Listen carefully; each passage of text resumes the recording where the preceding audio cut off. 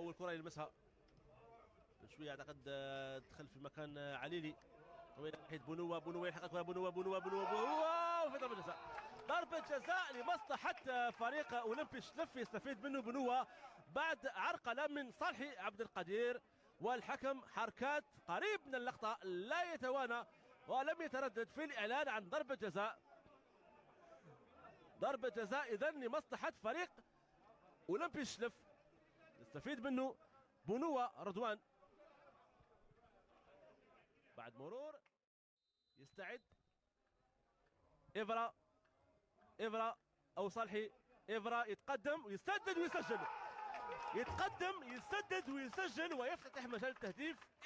أكبر لاعب الدخولي يشلف مع فرحي يلعبان من هناك ناحية إفرا والهدف الثاني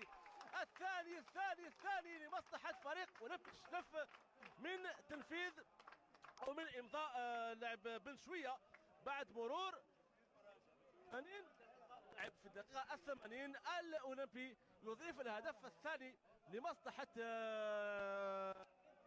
اولمبي شلف نعم عن طريق بن شويه بعد تمريره. واشتراك بالقناة ليوصلكم كل جديد عن الأخبار الرياضية العربية والعالمية.